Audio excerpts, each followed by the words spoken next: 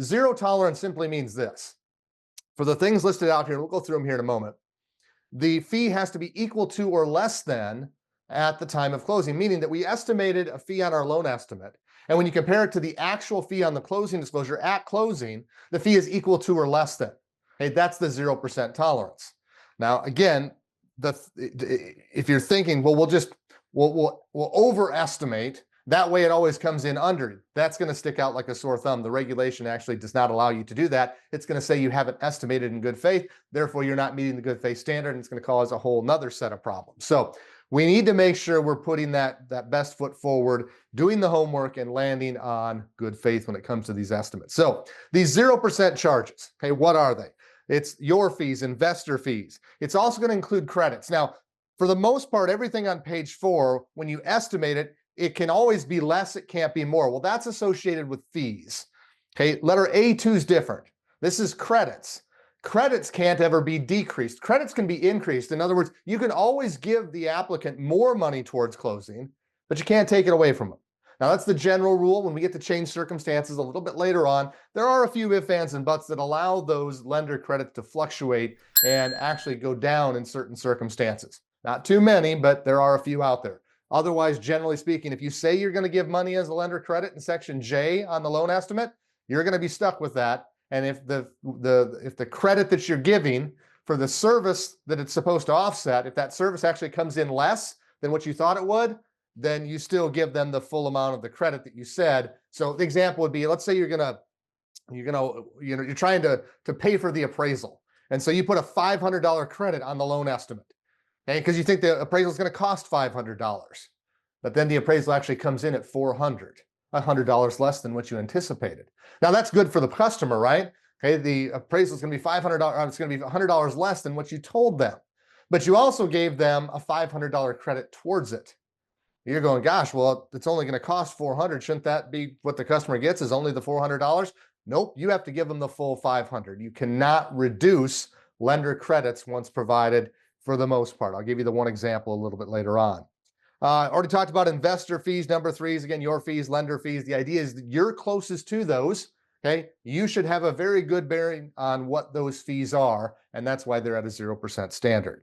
Kind of the same thing with affiliates. An affiliate has a special definition here. Number 4, it's a TRID affiliate. It does not follow the RESPA 1% common ownership or control definition. It follows the Truth in Lending Act, which is the Bank Holding Company Act, which is 25% common ownership or control. So a higher standard there as it relates to affiliates and the TRID rule. Transfer taxes, they're always a 0% tolerance. Some of the biggest tolerance cures that our team has identified in our loan reviews has been because we didn't calculate transfer taxes correctly. Part of the problem with transfer taxes is they're based on location. And so the issue typically comes up when you're a lender and you're taking collateral outside of your traditional trade area, okay, in a different state where you haven't done your homework the way you should have on the transfer taxes associated with where that property is located. So those first 5, we're going to kind of draw a line there. Why? Because number 6 is dependent. Number 6 is not an absolute all the time 0% tolerance. Okay, it has to do with third-party services where you don't allow shopping. So if you have a third-party service that you're going to require, but you're going to allow the applicant to go pick the provider, then that's not a 0% tolerance. That's going to land in our next category that we haven't got to yet.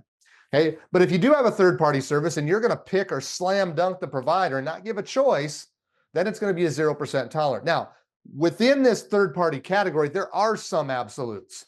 Things like flood determinations and appraisers and credit reporting agencies. You're never going to let the borrower go and pick their own provider for those. There's conflicts of interest rules out there, and it's not good business. You're not going to do that. But there are other third-party services that you're going to require, like pest inspections and surveys, and maybe title insurance, okay, closing settlement fees, where you're going to let them potentially go out and shop for their own provider. Well, that's going to land it in a different category. Where you don't allow them to shop, it's going to put that in a 0 tolerance category. So like the example here, I've got the appraisal. Hey, the appraisal is going to be a 0% tolerance. I can't let somebody go out and shop for their own appraiser. There are Reg Z, Truth in Lending Act, conflict of interest rules, as well as safety and soundness, conflict of interest rules. Okay, so we have to make certain that those are going to maintain that 0% tolerance, which means we have to do our homework. Tricky thing about the appraisal, the lender can't be the one that orders or conducts or reviews the appraisal, right? There's rules out there for that. And so what we have to do is do some over and above homework on our appraisers. And so, for example, let's just say you've got an approved appraiser list with 10 different appraisers on it. And you go through and you get kind of what they charge for a typical 1 to 4. Okay, and let's just say the range is from $300 to $700. Could you theoretically put $700 on every loan estimate where the collateral is a typical 1 to 4 in your typical lending area? The answer is yes. As long as you hit $700 once in a while as the actual fee, you're going to be good to go. If you put 700 on there, but the highest you ever hit is 600, then it's going to appear that you're padding the appraisal by $100, and that's okay. That's not okay. So make sure you've reviewed the method to your madness and then the actual outcome based on what's actually happening. I mentioned this earlier. I'm going to close out this page with this as well. The story. It's what matters here. Your tolerances and your disclosures and your estimates. What did you know and when did you know it? The next person picking up that file, okay, likely isn't you or your processor. It's likely going to be an auditor and examiner, and they're looking to put together the pieces of the story to ensure that things were disclosed correctly. Make sure you do your part in giving them the information so they can follow along and understand the story the way you want it to be understood.